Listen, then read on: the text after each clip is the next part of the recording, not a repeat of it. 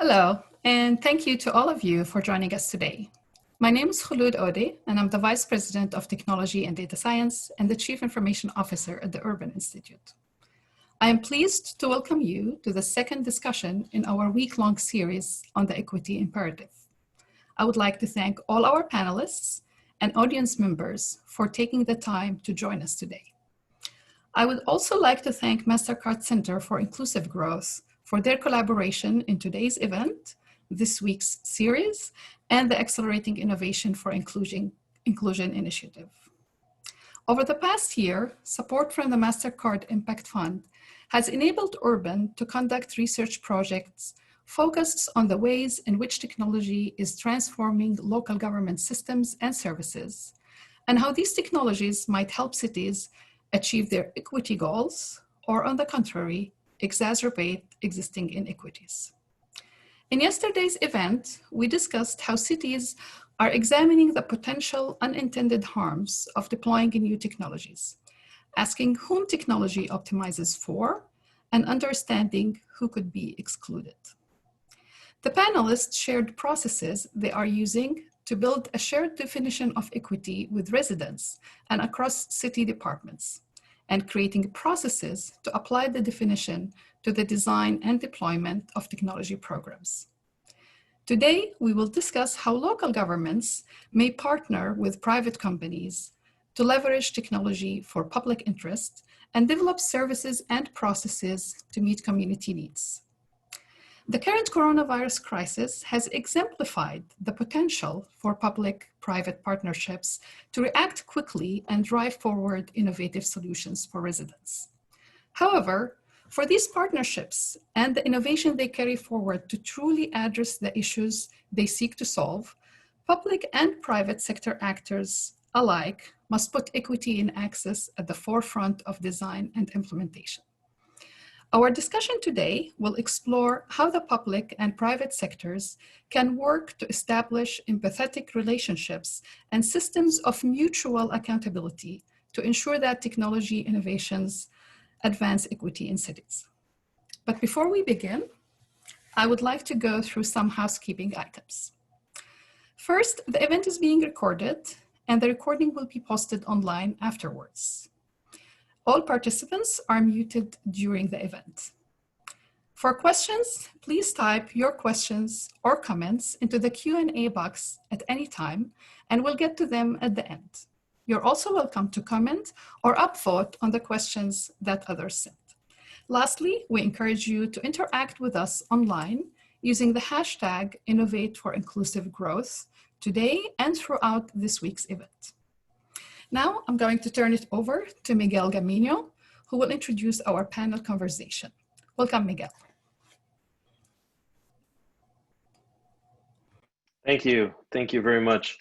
My name is Miguel Gamino, Executive Vice President at Mastercard in the Enterprise Partnerships Group, and specifically looking after our Global Cities Initiative and our City Possible program. So all of this discussion is quite literally centerpiece to what I'm working on and what's near and dear to my heart, and also informed by previous roles I had in public service, CIO leading technology for the cities of El Paso, Texas, and San Francisco, and most recently before Mastercard as the Chief Technology Officer for the city of New York. So all that to say, this is my opportunity to really geek out with a bunch of very interesting people and perspectives around something that is, I think, critically important to how we move things forward. And I'll share a bit more of my perspective.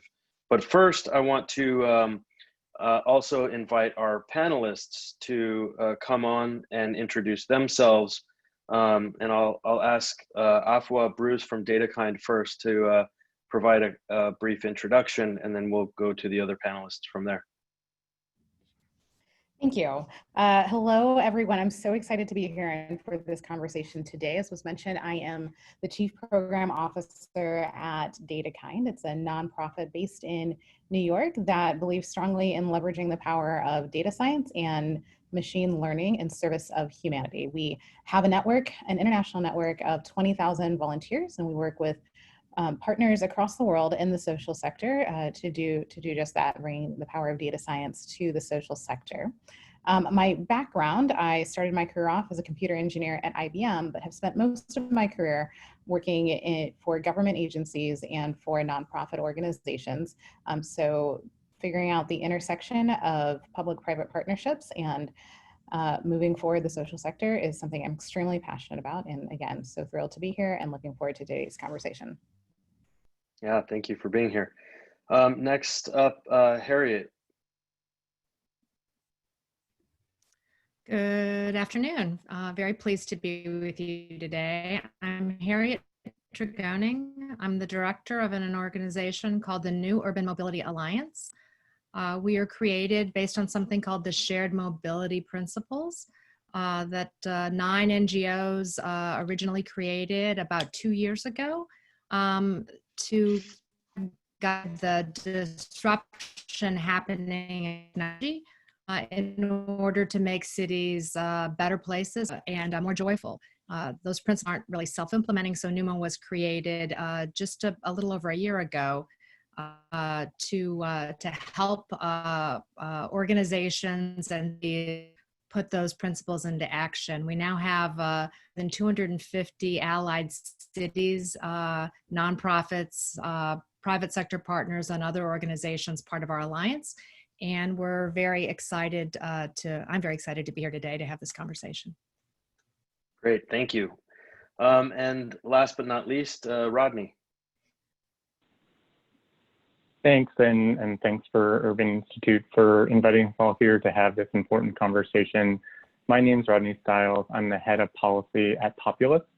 Populous is a mobility data company that helps cities really make sense of what's going on their public rights of way, doing that by getting data from operators like micromobility operators, operating bike and scooter programs in cities, but also pushing out policies digitally so that they can set the rules for their roads and promote things like equity goals that many cities have implemented as part of those programs.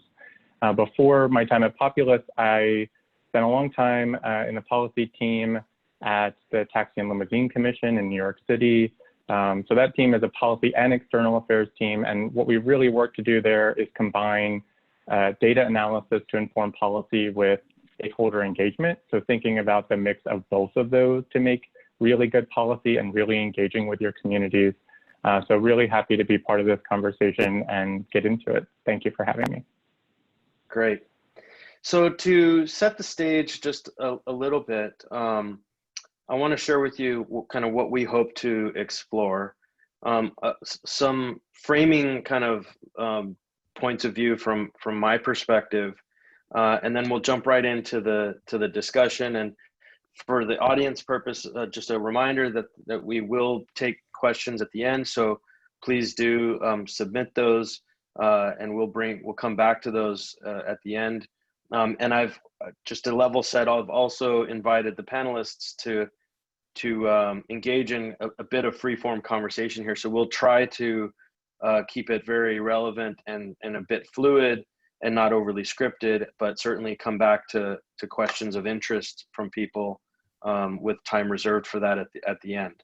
So we think, listen, you know, cities and private entities can and perhaps should work together to achieve equitable outcomes for the residents of those cities. Is one important kind of thought starter or point.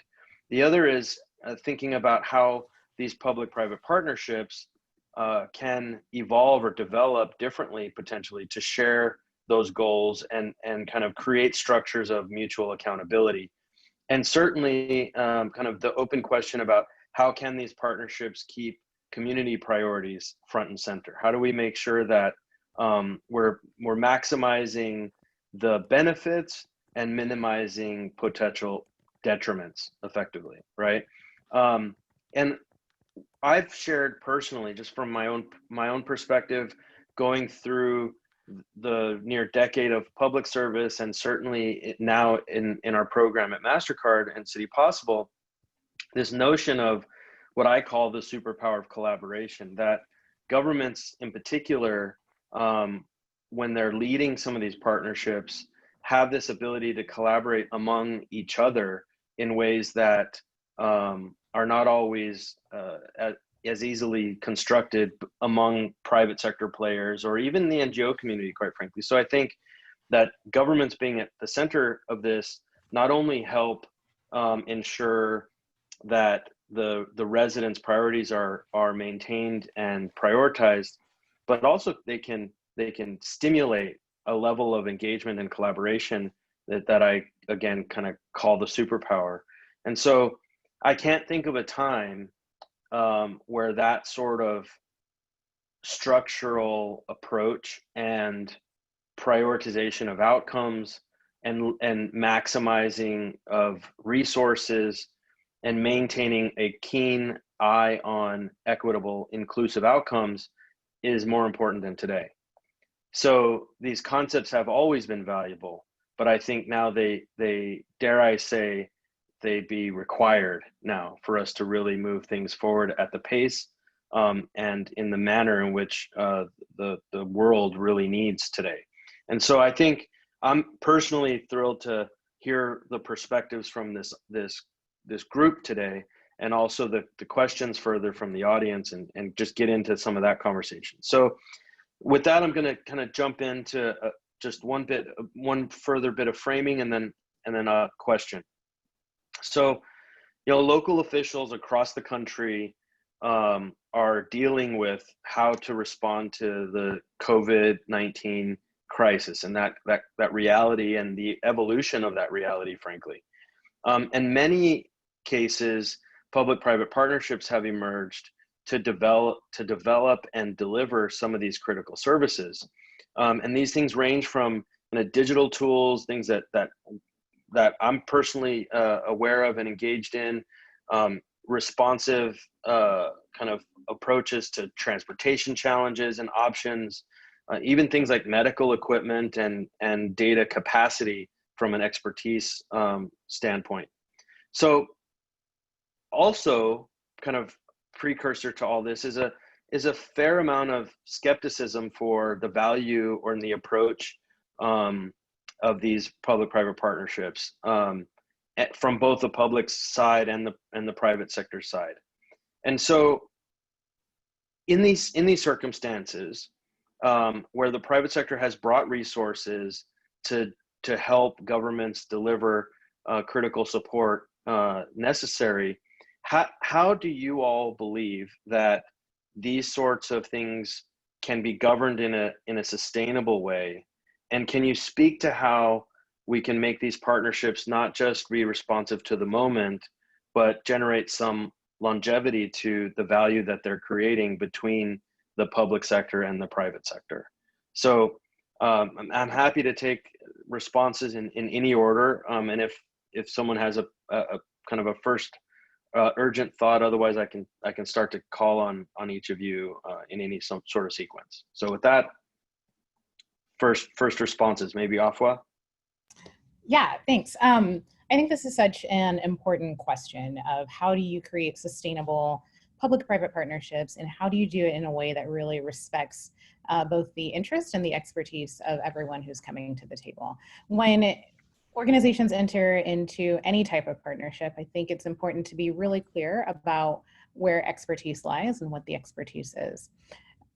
Government organizations sometimes get a bad rap for not understanding technology, but that's actually not been my experience. I think that in the civil sector, you actually see a lot of really strong technologists and people who understand technology, but even more so, people who really understand the issues and the communities that government agencies are serving. It's really important to enter any partnership with that, and more importantly, enter any design and creation of solution with ultimately your end users in mind, ultimately that community you are serving in mind. Corporations come in with a lot of their own expertise, different technology skills, certainly money is a really big factor, in time sometimes as well. So in crafting the partnerships, it's really important to recognize that everyone brings something to the table, and that in order to develop the best solution for the users, you need to have everyone's expertise represented. The next thing that I think is really important is this concept of designing with and not for. It's something that you hear frequently in the civic tech space and you hear in a lot of different spaces, but doing that in practice really requires a lot of intentionality and requires spending the time and spending the effort to really understand the community that you're working with and have them at the table, have representatives from the community at the table as you are brainstorming solutions, as you are creating wireframe diagrams, as you are doing testing, to really make sure that you are designing with the community and not for the community. I think the public-private partnerships are especially susceptible when you have so many different players to sometimes forgetting why a partnership was entered into in the first place. And so the intentional checks and balances along the way of who are we designing this for? Who has the power to make this change? What happens if we don't do this? And who gets harmed if we do this incorrectly?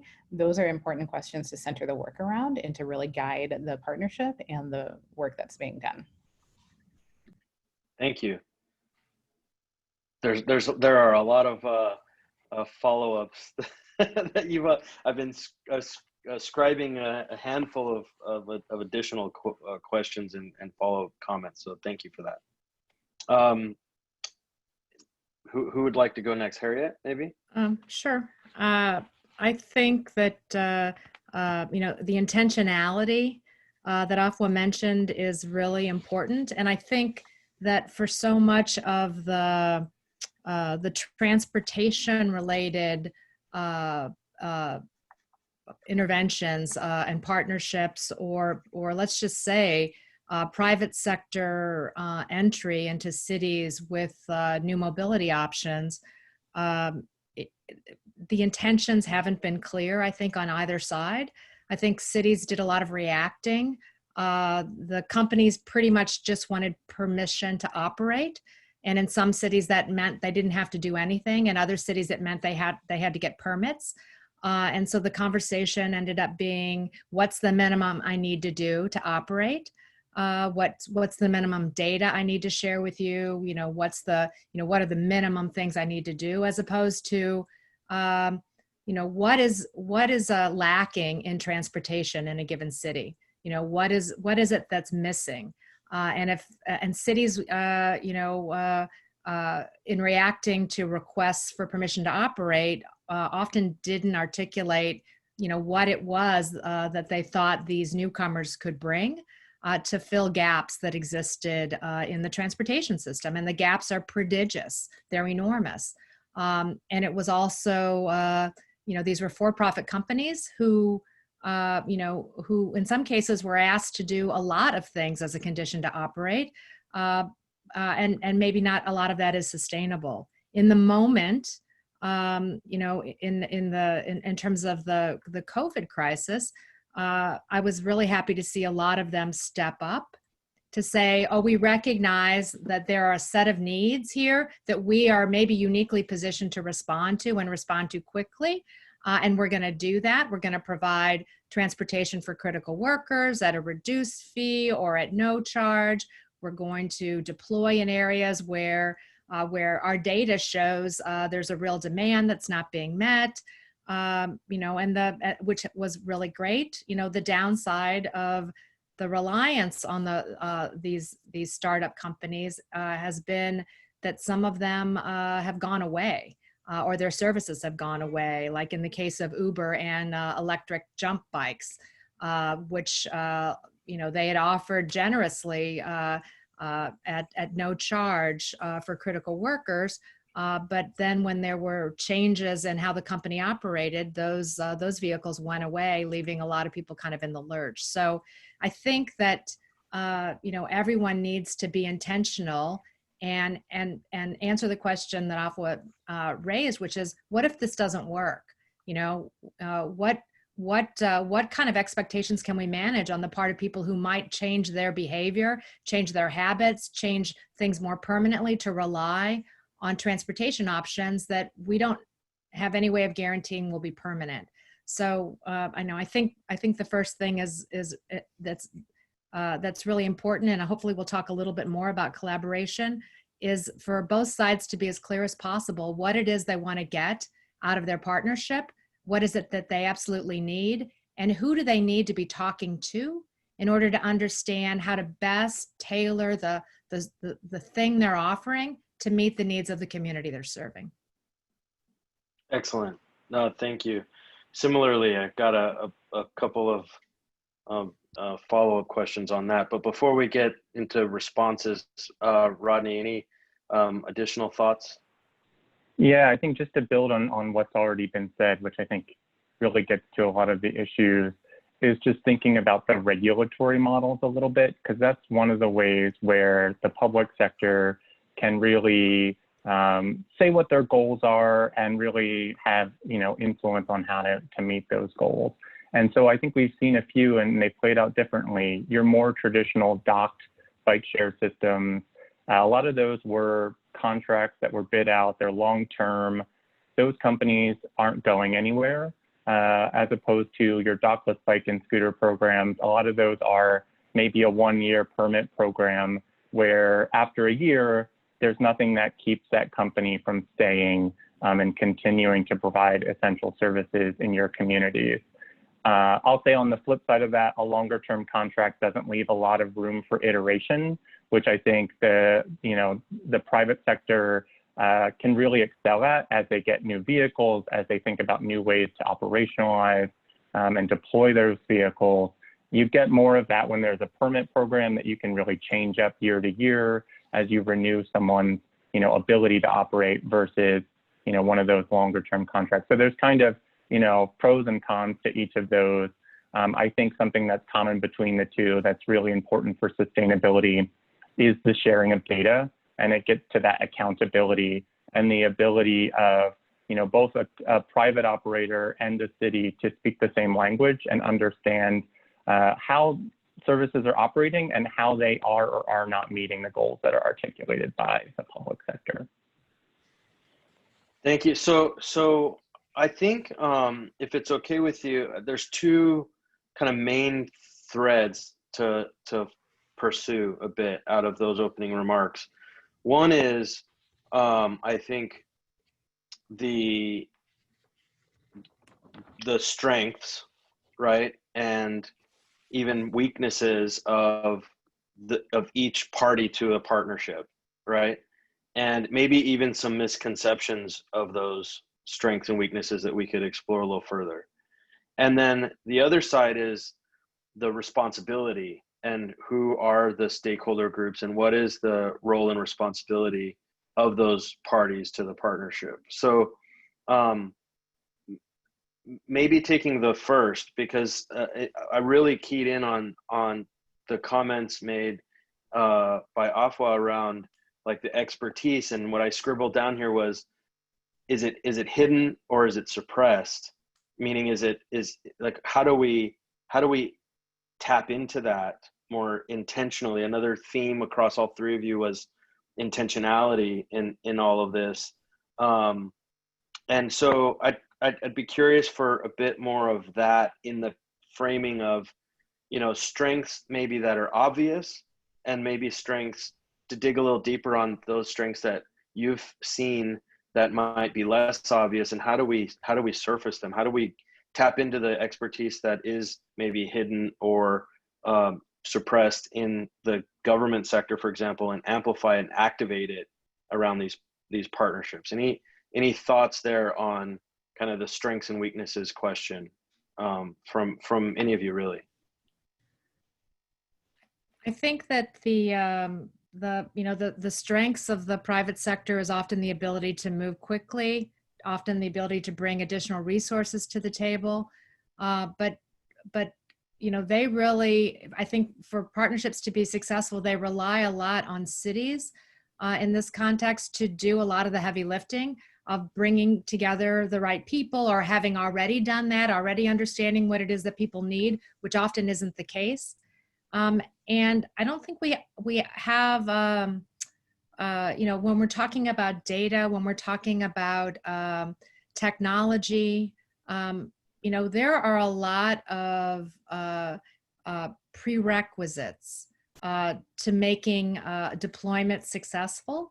You know, a lot of us, you know, at home these last 2 months trying to help kids struggle with schoolwork, you know, see the digital divide, you know, loom enormously. And whether or not you can order goods and services, you know, online, whether you have broadband access, you know, has become a critically important thing. And a lot of the technology that we talk about using in a public-private partnership is simply not uniformly available.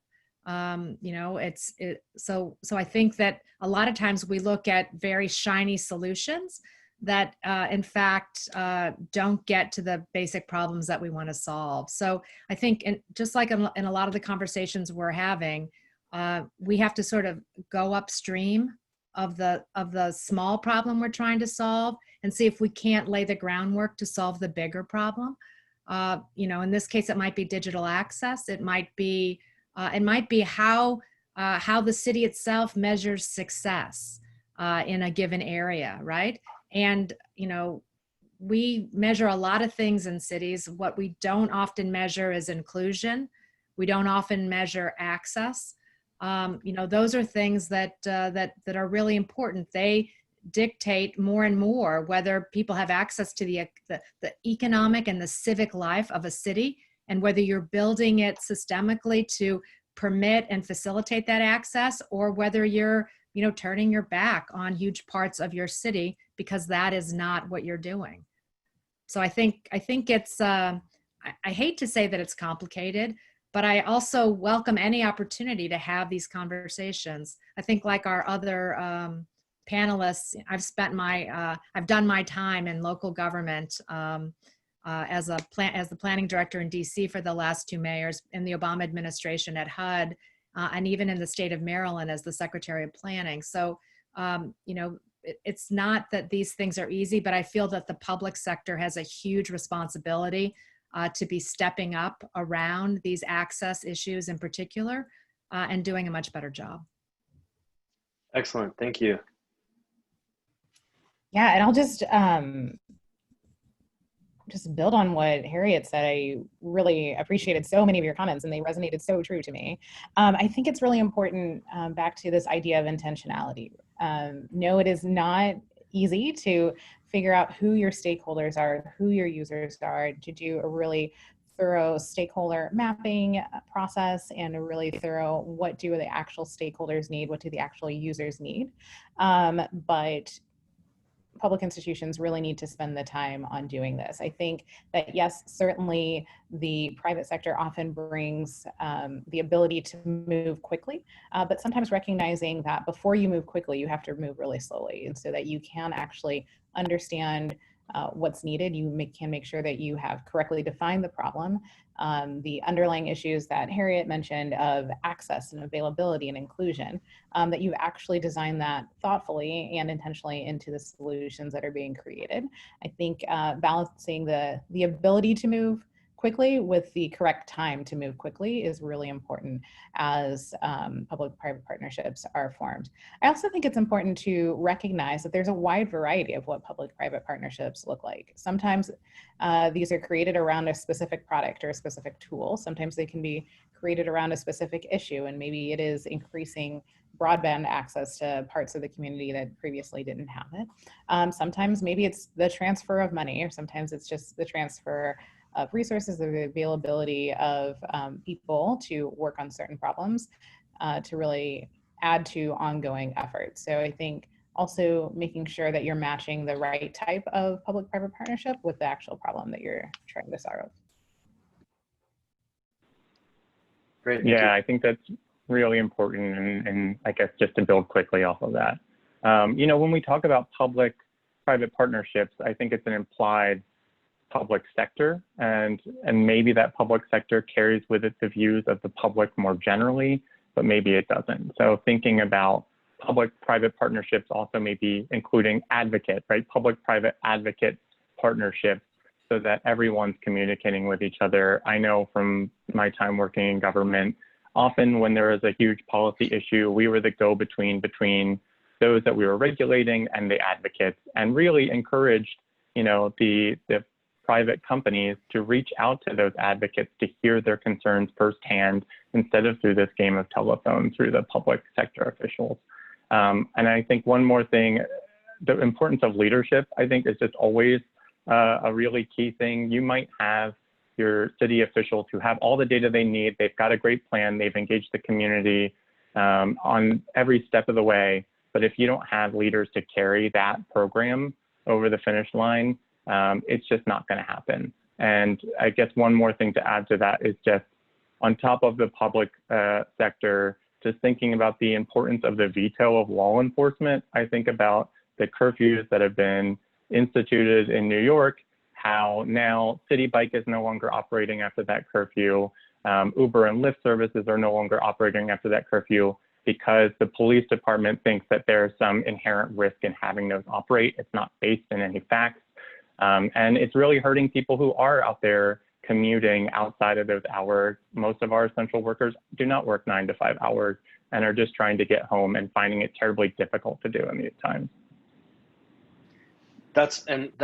Thank you for all those comments. And that's actually a perfect segue into kind of the second thread that I wanted to pursue here a bit, which is some comments made about design with, not for, what happens if it doesn't work, the example of Uber Jump and what happens when that goes away, and what you just mentioned, Rodney, about understanding how these services are, if I can paraphrase a bit, like they have different levels of criticality to different stakeholder groups also, right? What's essential to one person might not be essential to another, and how do we balance all? So that gets to that second thread of the kind of the potential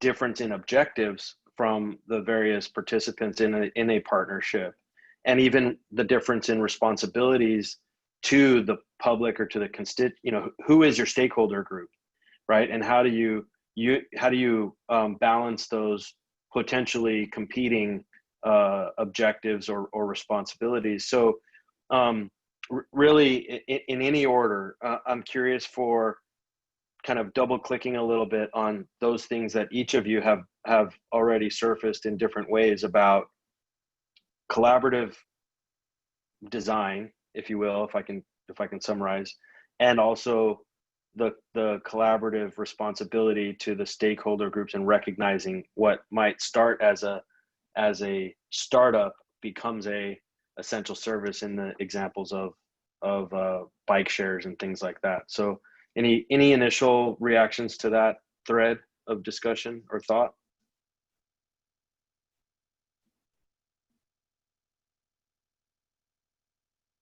Any of the three of you? I have a lot of reactions. I think that I think that we could definitely go deeper about. I appreciate that we're having this conversation. I don't know where in the world everyone is. I'm in Washington, D.C.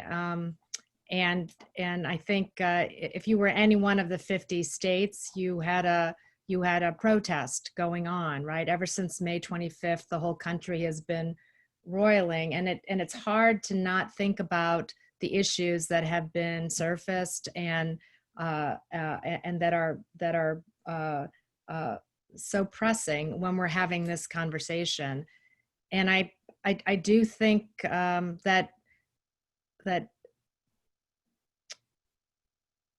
I don't want to put it all on government. I have to say that I do it, do I even say lovingly, having, been a government official for so long, but government is far from infallible. And in so many of these areas, government isn't being ambitious enough on behalf of its citizens. And not aspirational enough, and not really saying, this is what we want to do. This is our goal. Maybe we've never achieved it before, so we don't know if we can, but this is what we want to try. And we invite others to join us to try to reach this goal. And, and I could make an argument in the transportation sphere, just as an example, about how incredibly inefficient our transportation system is, how poorly it serves so many people, how expensive it is, how it denies all kinds of access, how it lowers workforce participation because people can't get to jobs. And I could make an argument to employers and to private sector providers and to government that we could figure out a way to fund this differently, where all those parties participate and benefit, and we get a lot better societal outcomes. But it's rare that the unbanked and the digital divide, that's how people are accessing these services. So immediately your problem is doubled or tripled. But again, if people entered the formal banking system, that would open up a lot of other positive things for people in terms of savings. And you could even use individual development accounts or things like that as a real incentive to get people to participate. I'm just saying that people in their daily lives, they do their work in the government, they do the job that's in front of them, and they don't often look around to see what isn't working, right? And so I feel like this is a moment where we're looking around, right? So I think we should be saying, these are the kinds of things that have to change. We need the private sector to work with the public sector, with the nonprofit sector, and we need to listen, to what people are saying about the inequities that they experience on a daily basis. We also have data that shows us what this looks like mapped on the ground, right? We have it in every city. So I do think that, we could start a conversation tomorrow in every city around this topic, saying, what do we need? What do people need? How do we reimagine the digital services we provide, the education? How do we reimagine the land use pattern and the transportation system to actually meet people's needs and make, for example, access rather than speed or congestion mitigation in transportation, the thing that we want to achieve? Because if you ask anybody on the street, that's what they think transportation is for, to get me to where I need to go. Goods, Yeah. services, relationships. It's not that thing for its own sake. And I would gladly trade a little speed, in order to actually have the access, to actually have affordable access. So anyway. Excellent. Other thoughts on that? Yeah, just to build on that, I think about in New York how so much of that thought work is decentralized. So you've got folks in a city planning department thinking about transportation and its relationship to jobs access. You have people in a Department of Transportation thinking about maybe sustainable modes, maybe thinking about access to jobs too. You have folks in, an agency like the TLC where I used to work, thinking specifically about private cars that transport people for hire. And then you have the public transit agency. And I think we have, as an example, Vision Zero as an interagency collaborative effort where everyone's on the same page and knows, like, these are the 5 things we're trying to accomplish. How are you all going to contribute to that? And I just think that we do see some of that, but it isn't by design. It's through relationships that have built between people. So really baking into, our systems more of that collaboration and having shared goals so that we can, execute those goals together. Yeah, and I just echo what's already been said, especially the part about having shared goals so we can execute together. We also, I think, need to be much more intentional at training and elevating people who have an ability to go in between spaces, people who understand how to take a requirement from one space and move it into another space, whether it is a technologist who needs to figure out how you work with the social sector, vice versa, whether it's people of color, Black people who, know how to code switch, because that's a lot of what society has required, and know how to go back and forth and take what really resonates in one community and translate into another space, another community. I think that's really important to figure out. How do we have these conversations? How do we drive these conversations? And how are we making sure that we are aligning around a shared vision of inclusion and equality? I'm thinking of a project that DataKind specifically worked on last year, and the DataKind worked on in the past with Mastercard, and we designed an AI accelerator program where DataKind was able to provide pro bono expertise and assistance to a cohort of organizations who were looking to apply AI to societal challenges in urban communities.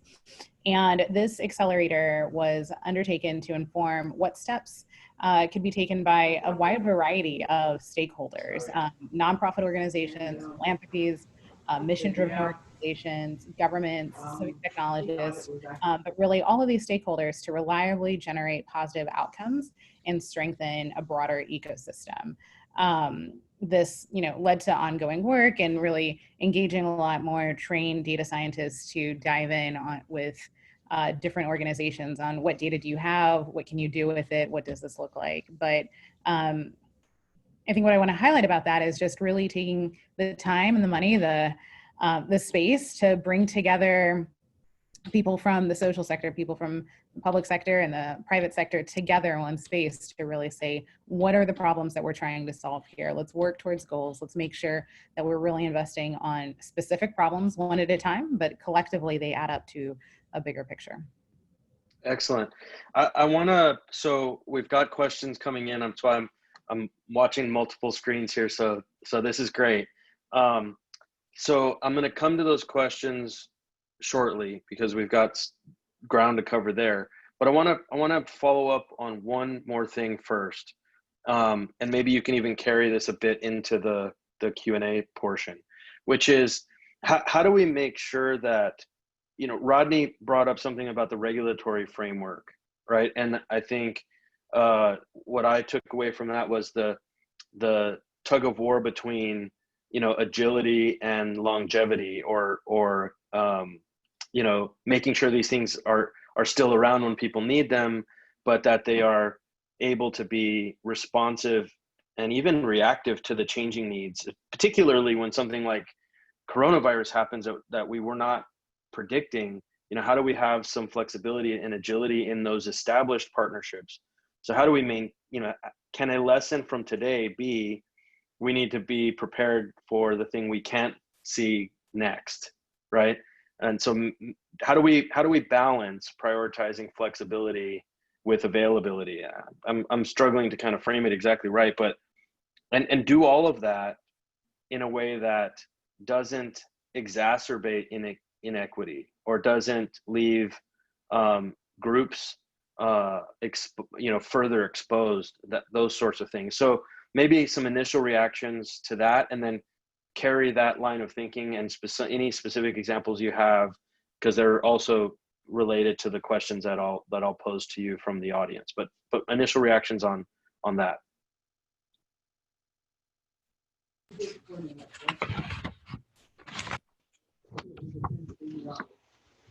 Harriet, you're off mute, so you. Okay, I was hanging back to let someone else speak first. I think that part of what builds resilience into a system is to think about it, right? Think about how you make sure that that's the case. I mean, when it comes to a lot of the communities, a lot of the households in any given city, they don't have a lot of resilience. They don't have a lot of choices. If one thing that they were doing stops working, they don't have a lot of options for how to go a different direction. So transportation is something that should be redundant in cities, right? That people should have more than one choice. And I don't mean just the people who are maybe transit dependent and really got the rug pulled out from under them. in this COVID crisis when so much transit service ended up being curtailed, or if it wasn't curtailed, it was risky, right? But also the people that have no choice but to have a car where they live, whatever the cost might be. So I think this becomes part of the intentionality that we've talked about, and about you know, being more ambitious, you know, in our systems, in our, you know, in our aspirations for what we can achieve, you know, and really trying to go for it, and not just some small incremental fix, or you know. And I realize that you know, there aren't a lot of opportunities to do that kind of big thinking, and it's usually not the private sector partner who's suggesting it.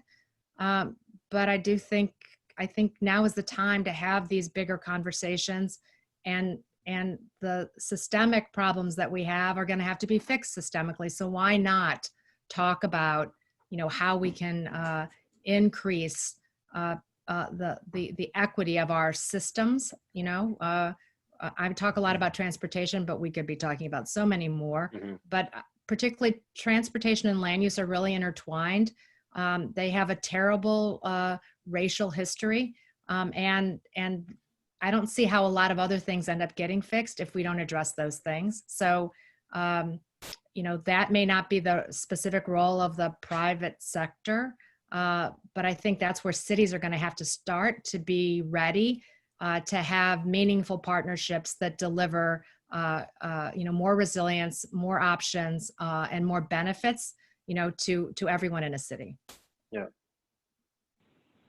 I wanted to speak a little more about accountability. I mentioned accountability through data sharing and speaking the same language, but I also think that, you know, in terms of cities giving themselves flexibility, hold themselves accountable in their regulations by requiring, you know, evaluations every year, every other year. It's something we started to do when I was at the TLC in New York, so that we said, you know, by this date, we're going to tell you how this program's working or how it isn't working. And if it isn't, we're going to propose how we're going to take steps to make sure it's actually working. And I think that kind of gets to your data requirements, which think about your metrics. Is your metric a lead metric or a lag metric? And so the difference between these is a lead one is going to tell you that you're headed in the direction of where you ultimately want to go, and might be something like number of deployments of scooters in, you know, cities that areas the city has designated as equity zones, where there has been a historic lack of access from a transportation perspective. But your lag metric is what you ultimately want, which might be access to jobs by geography. So ultimately, that might be your goal, that you want to increase access to jobs for everyone in your city. And so that might be something where you might want to put out a survey, and that might be a different data source. So you have to be flexible and think about what's going to answer your question, what are your questions, and when do they need to be answered to get to your goals.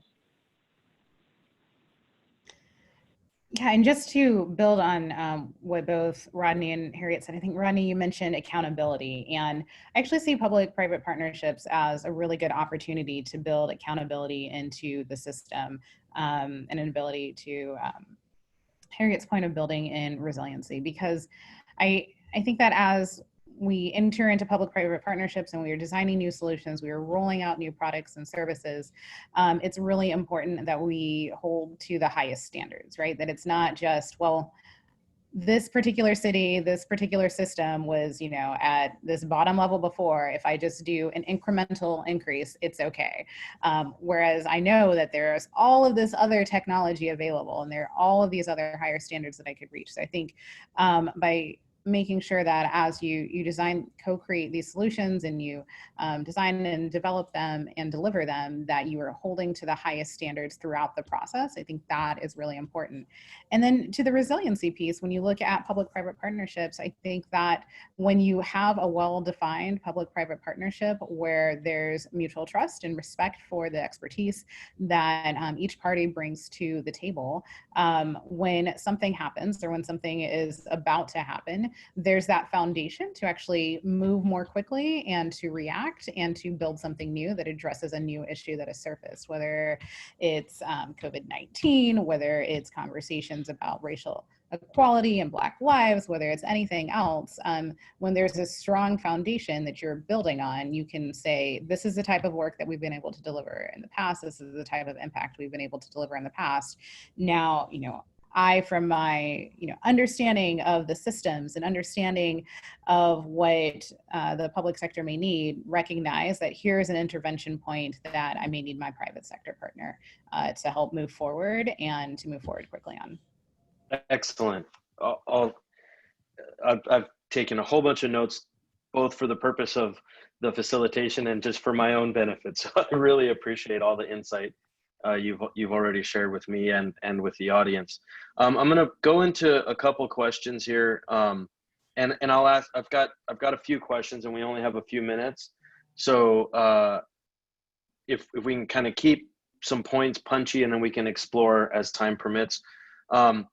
The first question I think here also builds on this concept of what I wrote down here was design with, not for, and tomorrow there's a discussion focused on that topic in particular. But the question is about how can we give an example of a sustainable way to bake in community participation into these public-private partnerships, and in particular, how can historically underserved community members fully voice their opinions, priorities, or goals?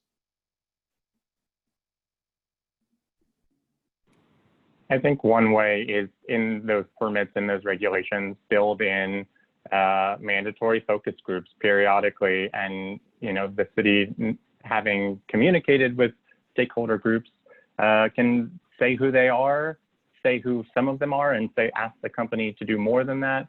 But I think just make that mandatory, make that engagement between those two particular groups happen, and don't be the go-between between them. Other thoughts or reactions to that? I just echo what Rodney said. I think on a practical level, designing those focus groups or opportunities to provide input or reaction in ways that they can be accessed by multiple people in multiple communities is important.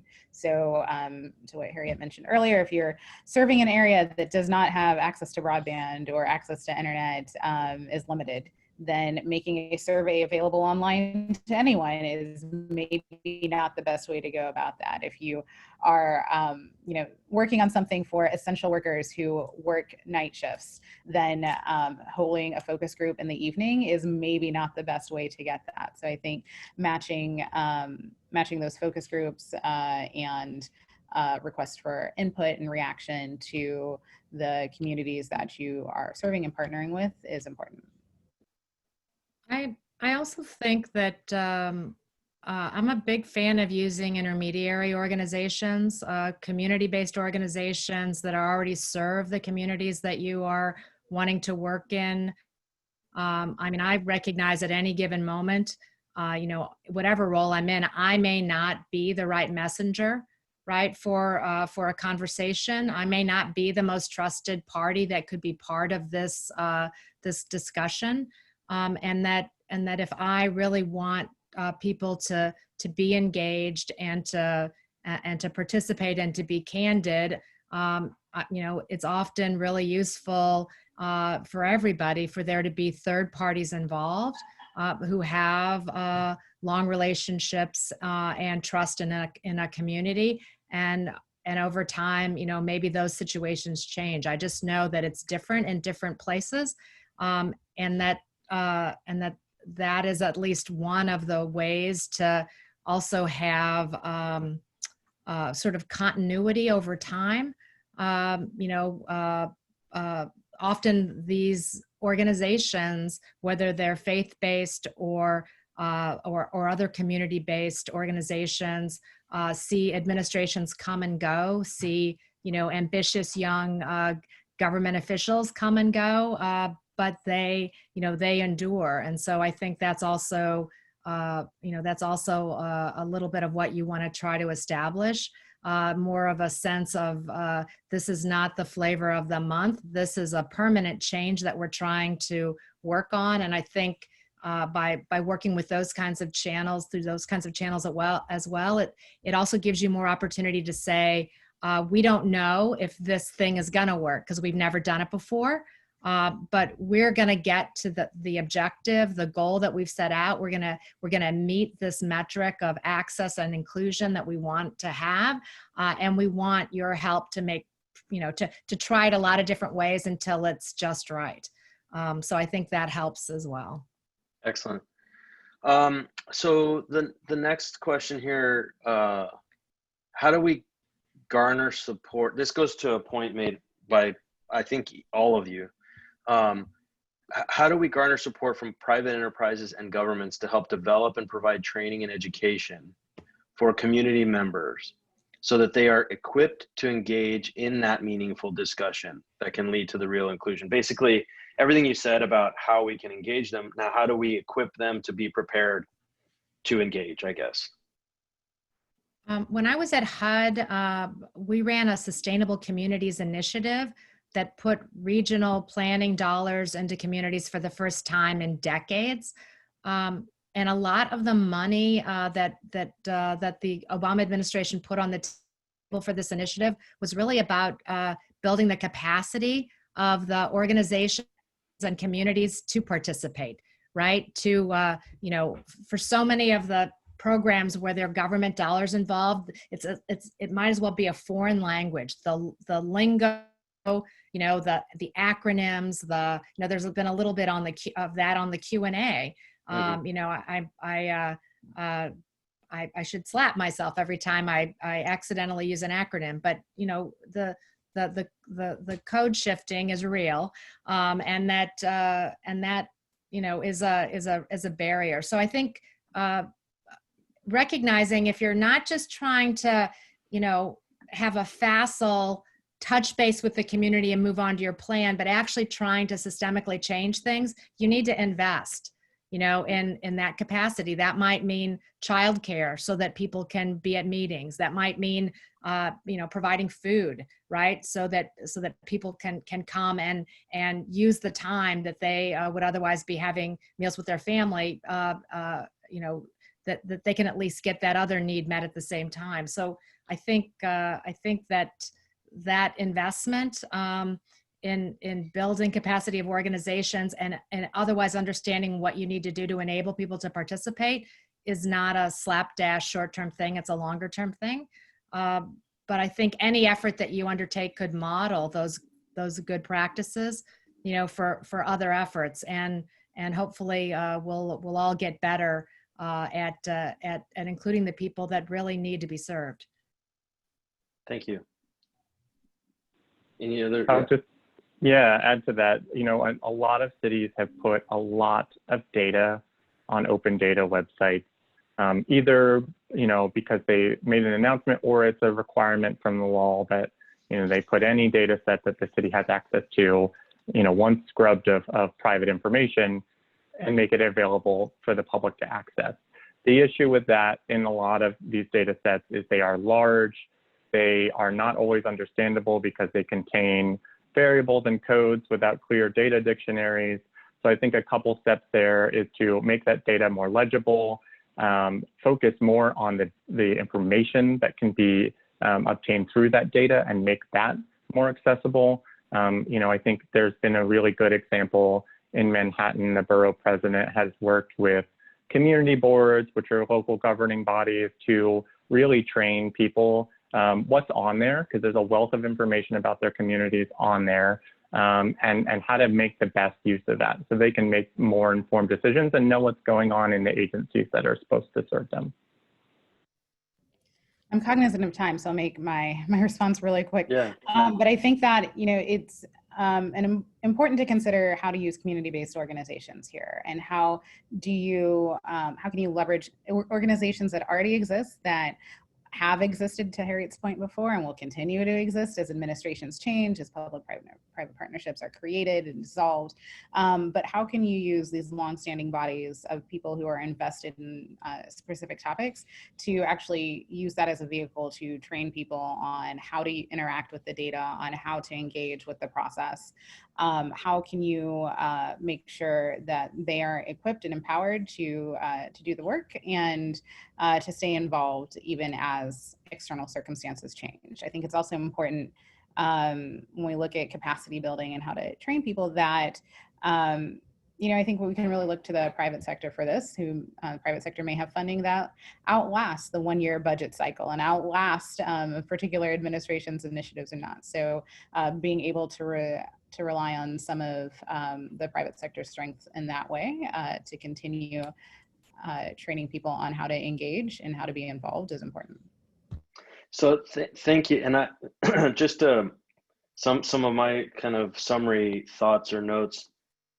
What I took away in particular was, you know, government should stimulate the innovation, not just regulate it or react to it. So leaning into it, and I think that is also part of making the voice that they represent, you know, at the table instead of just reacting to what's happening around them. So, and I think, you know, by building together, we build for all, and we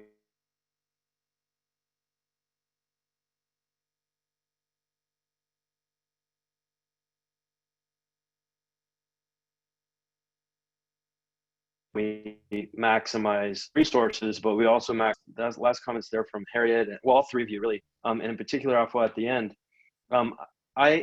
I had told the mayors that I worked for previously that if we engage the private sector and make our social impact goals or our policy goals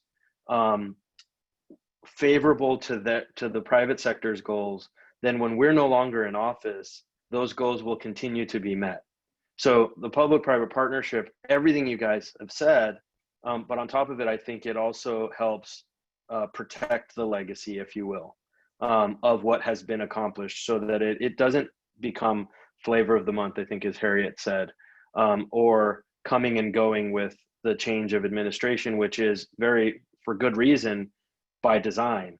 But some of those solutions should remain, and in fact, be built upon and iterate. And so I think that's one of the not so often discussed benefits of this public-private partnerships is what happens after the administration is gone, when the power of that pen is handed over to the next mayor, the next governor, the next elected official of any jurisdiction. So thank you very much. I think one thing, these things, you know, these digital convenings are fantastic, because I think a lot of us who might not otherwise be able to get together are getting together, and that I firmly believe is a silver lining of all of this remote stuff, is that we're able to engage where previous paradigms of feeling like we had to get in a room together made a lot of these conversations much more challenging, just logistically and all kinds of other things. The one negative is we don't have the applause feature. We don't have, I think there are well over 100, and I think we're many people that would be clapping out loud. And so I will voice that to you the best way I can. Thank you for your contributions and your thoughts here today, and let my applause be on behalf of a couple hundred people. Thank you very much for all of those impressive thoughts and real critical nuggets of expertise. So with that, I'm going to start the transition over to the next stage of the conversation, which I think will build a lot on what's already been shared and discussed, but also bring it into the real, right? And a case study approach to discussing the same concepts, how a partnership actually materializes and delivers on a lot of the concepts and promise that we've already discussed. And to set this up, I also want to emphasize a point that was made but not necessarily spoken throughout that previous discussion, which is mutual respect and I think empathy, and a genuine desire to work together to achieve these outcomes is absolutely critical to a healthy relationship in life, I think, in general. And so why would that not apply similarly to these public-private partnerships that we name them so clinically, but in reality, they're relationships, right? We're still people coming together with different assets and different goals, but coming together to have those different views achieve a common interest and a common objective. So with that, these two gentlemen are going to tell a great story and share some insights along those lines. And so with that, please, I'll ask Rick to introduce yourself first, and then Tom. I just thought I'd bring this for you. You can have it wherever you go. There's Rick up here. I'm Assistant City Manager with the City of Kansas City, Missouri. Hi, everybody. Yeah, I'll give Rick, you're gonna be the first one to talk in our discussion. So I'm just gonna give a little bit of an overview. Hi, everybody. My name is Tom Esselman. I'm the CEO of Connecting for Good. Connecting for Good, just so you know, we were created in 2012 after Google Fiber selected Kansas City as the first city in the US to receive gigabit speed broadband infrastructure. So as you might imagine, public-private partnerships formed a critical underpinning of such an undertaking, and Connecting for Good started as a small nonprofit dedicated to ensuring that all Kansas City residents got access to home tech. And we became sort of a connective tissue between the corporate goals of the internet service providers, the civic and economic goals of the cities of Kansas City, Missouri and Kansas City, Kansas, and the social services and community goals of equity and inclusion that are embraced by other nonprofits, both large and small ones, like the Kansas City Public Library, the school districts, the healthcare systems, the workforce development agencies. So if you fast forward today, Connecting for Good, we've become basically a social enterprise. We've advanced because of public-private partnerships to become a social enterprise, and we operate on a national scale. In fact, we were acquired just this week by a group called PCs for People, and we will now be known as PCs for People Kansas City. And our focus is on recycling business electronics and providing refurbished tech and affordable internet solutions to low-income households. So it's through a partnership and a contract with the City of Kansas City, Missouri for digital equity that we've established this kind of foundation of public-private partnerships for advancing both regionally and nationally our goal of bridging the digital divide for the urban poor. So that's what brings me here, and I'm excited and thrilled to be here. Excellent, thank you. Well, you've done part of my job for me, Tom, so I appreciate that, setting that up. So maybe Rick, you can share kind of your side of the partnership, how it came to be, what the goals are, kind of set the stage for the audience, and then Tom can add to that with his perspective. Thank you, Miguel. So Tom mentioned Google Fiber. 2010, we had a really collaborative community effort to submit our response to Google Fiber. And even at that time, as we were putting the response together, seeing the huge technology benefits that would bring to the city, the digital divide was included in all of the conversations we were having, and actually included in the response to Google. So I really credit that and conversations that we had during our negotiations in the community for Google's selection of Kansas City. And then two things that Google Fiber did was we were a lightning rod for entrepreneurship. So my main purpose at City Hall is small business and entrepreneurship, but it also clearly highlighted the digital divide. And we responded to that in the city through our participation in the Coalition for Digital Inclusion that was formed probably about 6-8 years ago or so, shortly after Connecting for Good was formed. The Coalition for Digital Inclusion came about. So my role at City Hall, and I loved your comment earlier about preparing for what you can't see next, you know, is trying to just engage with community partners to listen to what's happening in the community to make sure the city can respond and be part of those decisions. So 2017, we worked in the community to develop our digital equity strategic plan. And right around that same time, kind of the predecessor organization to Connecting for Good, or PCs for People Kansas City, now in our, what we're calling our digital upcycling program, was Surplus Exchange. And Bob Akers was the executive director at Surplus Exchange. They had a campaign of, you know, refurbishing computers, using them in digital inclusion programs. They did furniture, office donations, and then so Bob and I, we worked together, and kind of in your previous discussions, you know, why do we do what we do in city government? We had to go through technical changes and ordinance approvals to modify our disposal of surplus property regulations in the Code of Ordinances to include an option for a cooperative agreement with a nonprofit agency. And so we went through that with City Council. It was a very easy exercise to bring these reasons to the government, to show our council people with the benefit of entering these agreements.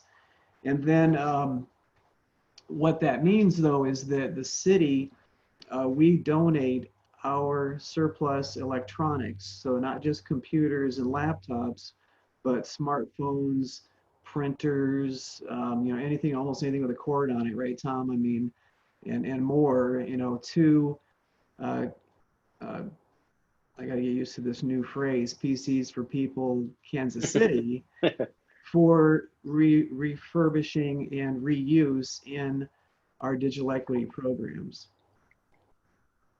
Yeah, and Excellent. I'll just cut in. I mean, everything about our story and what we do is related to the need to always be looking out for that strengthening that fiber between public and private partners. You know, the reason we've moved to this merger agreement with this larger nonprofit is because they created a model that said, you know, if you care about getting home technology to, in our case, we really do focus on the urban low-income households. I mean, the digital divide is widely understood to be a rural issue, but it is very pronounced in most of the urban metropolitan areas. You've got to get equipment donated that can then be fixed up and then redistributed. And the most usable equipment comes from businesses, private businesses, and they are not going to take most nonprofits seriously compared to for-profit recyclers who have been doing this for years and years. So our approach has been to get certified in wiping data and in taking care of privacy and security issues so that we can compete alongside any for-profit recycler. And it makes it easier for the private sector to get involved in solving for the digital divide when they know they've got a nonprofit partner that can deal at the same level of credibility in making sure that we properly reuse their electronics, and we have a much bigger impact as a result. And that's why, you know, at the biggest level, the AT&Ts, the Google Fibers, the Sprints on the internet side, who are already working with the municipal governments and even the federal government in the form of HUD and the housing authority properties, they have become our biggest partners because they can see how we've aligned with the private sector to get the equipment, but we align on a kind of an empathy basis with the residents that we're trying to serve and with our own staff. And the people that we hire and the work that we do in the urban core is, as we were talking about earlier, we're walking with the people that we're serving. We're not doing for, we're doing with. So it's become a very, very strong model that we just think we're really just beginning it. So let me probe a little bit there. So you talked about kind of the partnership and the sourcing side of the kind of the equation. Now, how do you collectively or otherwise ensure that these machines, devices, or anything with a cord on it or not, make their way to the people who need them most? Like, how do you maximize the impact? Kind of also building on some of the previous panel discussion. Well, as I stated, and I can share a copy of this, with the group, or I'll tweet a link to it afterward to our digital upcycling agreement. But we clearly state in the agreement, the performance measures we're looking for, and that we know through this long-term relationship with Connecting for Good and now PCs for People Kansas City, that they are very closely tied to the community. So, kind of back to your previous conversation about the real necessity of public-private partnerships, is that Tom's organization has formed trusted relationships in the community, even beyond, our council members have very trusted relationships in their communities, same communities, that Connecting for Good, PCs for People Kansas City is trying to serve, but they are there day in, day out with that mission. And to Afua's point earlier about private partners being able to keep initiatives going beyond administrations, that's really significant to this conversation, even today. I mentioned, 2010 Google Fiber, that was 3 administrations ago. And we've been able to keep the Coalition for Digital Inclusion and these digital equity initiatives going through these partnerships, over that time period. Yeah, and Miguel, I think another component to the response to your question is when you pair together the kinds of resources that the city government and working with the federal government can provide, and just in terms of like data science, the FCC studies, the census tract studies, just the data analytics that we're able to get from the city. And then you pair that up with, as Rick was saying, we're kind of like the foot soldiers on the ground. I mean, we operate in small church buildings and in small childcare centers and in, homeowners like neighborhood association buildings and just small areas where, we're able to connect with what the government resources show kind of at the 20,000 foot level. And to be fair, the corporate partnerships with the Google Fibers and AT&Ts and Sprints, they also have their own data, but they're only going to release what they can to preserve their own privacy and their own interests. So we've got to pull all those parts and pieces together to get to the heart of your question, so that we really know where and how to pinpoint who has the need and how we can most efficiently and effectively make sure that people that are going without access are the ones who we can identify and find the best ways to get them the tools that they need. Excellent. So I'm gonna take, I have one of my questions still remaining, but because it's a better sequence, I'm gonna pull one of the questions from the audience ahead, which is, public-private partnerships can have high transaction costs due to navigating differences, and this is language, culture, practices, but I think it's also, more generally alternatives and complexities probably. How do you measure the benefits delivered relative to those costs in such a partnership and justify their development and growth over an alternative or doing it in the first place? That's that really, it's a really good question, and it really supports really why cities get engaged in public-private partnerships.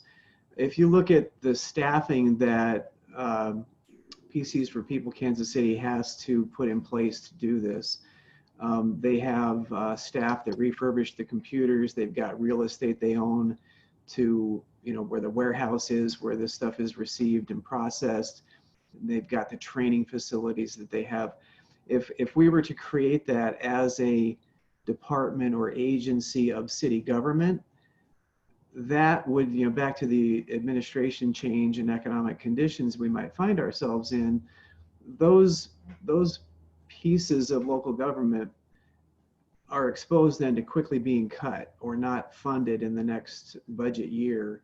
And frankly, in the agreement we have with PCs for People Kansas City, I mentioned we had the Digital Equity Strategic Plan approved in 2017, but I wasn't successful in receiving funding to really do some major implementation of those program goals. So what we had to find were, how can we enter these partnerships where we can use the capacity of an organization like Tom's to receive funding through grants, through other organizations, through volunteers.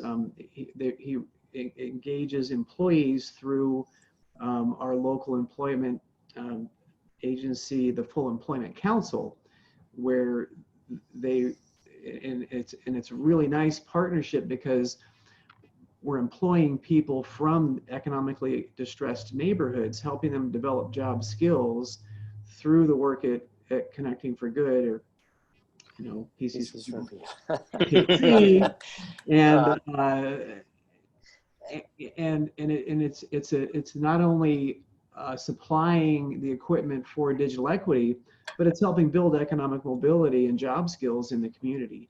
So the measurement of it, I guess the math wouldn't be that hard to do to show what Tom's budget might be to run his entire operation versus the donations the city is making of these computers. And actually, I would probably say we're saving some money, because we were paying a company to destroy hard drives, and we had to send staff out to witness the destruction of hard drives, and just the environmental considerations of that, which is really something, back to Bob Akers and Surplus Exchange, we're kind of victims of our own success there. We were really successful in the Connect Home program in 2017.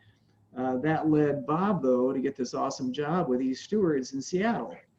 So he left, and that laid the ground for Tom, to have his acquisition of all of those assets, really helped grow that organization. But it's been interesting to watch how, that support for the community has evolved over the last 3 years.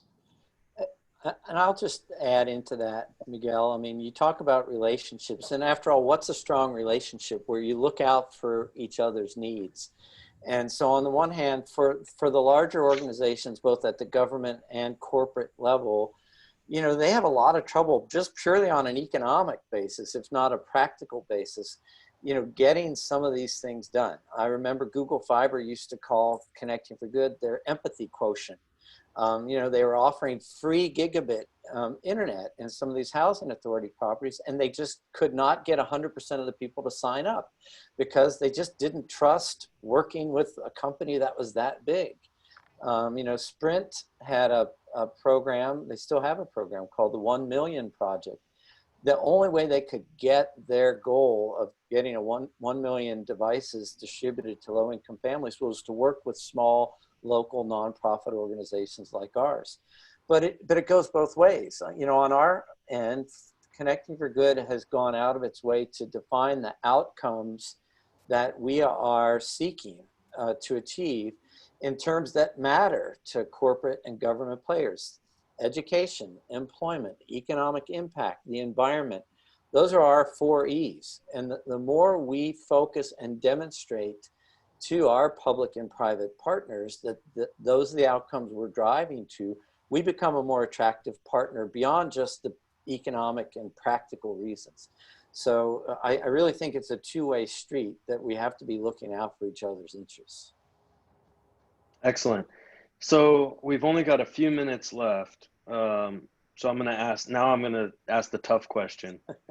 We've talked a lot about the accomplishments and how you've succeeded in forming the partnership and sustaining it, and even Rick shared kind of the evolution of it and the transition and how it survived and even thrived. But the question is, what would you do different? What were the failures or challenges or hiccups, whatever degree of severity, but what were the negatives or the things that you would do differently if you were someone on this session now trying to start from where you are instead of start from where you started? Yeah, I think Tom touched on it when he said that they act as the empathy quotient for Google Fiber. Looking back, and we've been trying to embrace design thinking principles around local government now for quite a while, and empathy is that very first component. And I'll tell you, with the digital upcycling program, I've been trying to sell that program to local governments throughout the metro area, to just say, look, here's a very simple thing you can do to help support digital equity and inclusion in your community. And unfortunately, it kind of falls on deaf ears. And in fact, some folks have told me, well, my family's too connected, and boy, is that really a problem? And there's just no understanding of the problem.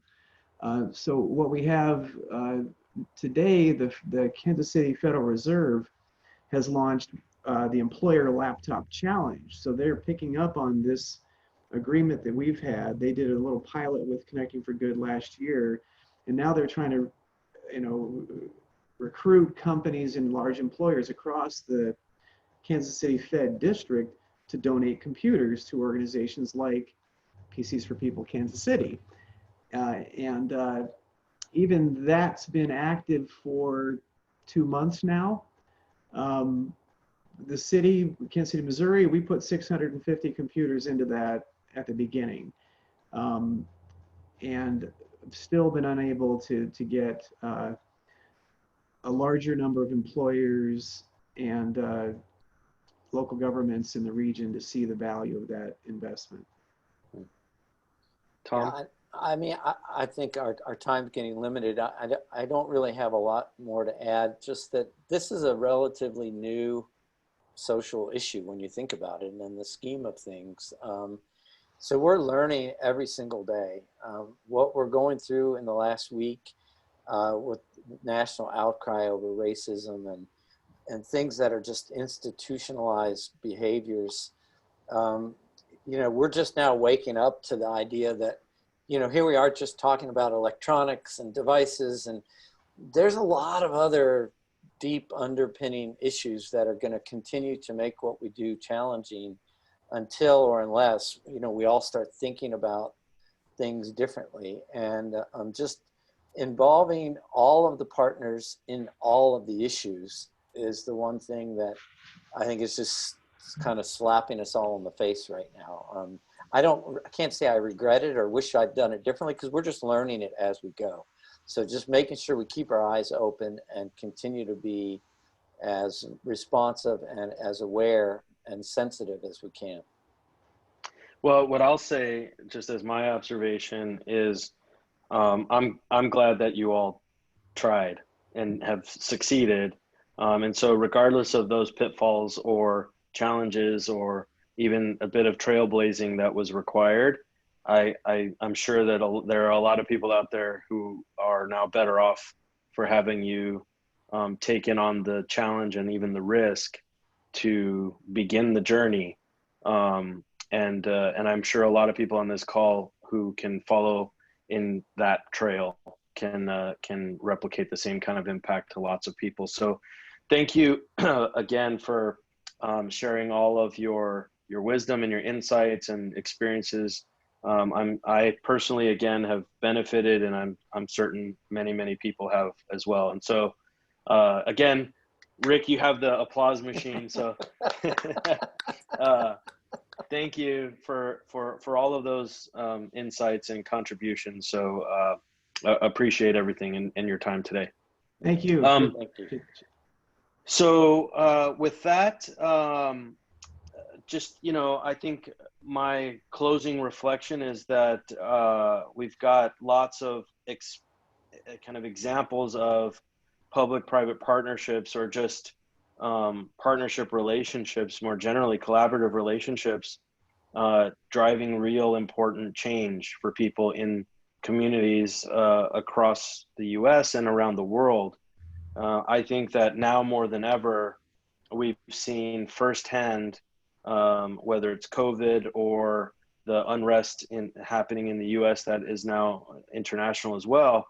I think in all of those cases, we're seeing that when we come together and work together, built on a position of empathy and respect and collaboration, that we can in fact go very far together. And so I hope that this has been both insightful and inspire some action for many of you in your own communities. I want to invite you to join us tomorrow for the next session in this series, titled Plan With, Not For, which again, we've already touched on, but I'm certain there'll be a lot more discussion and detail that will be very beneficial there. Why community engagement is essential. That is the topic. So it will be held tomorrow from 12 to 1 Eastern time. So thank you again to the Urban Institute. Thank you for our own Mastercard Center for Inclusive Growth, all the speakers and organizations and attendees for making this fantastic digital convening beneficial and insightful. Thank you all very much.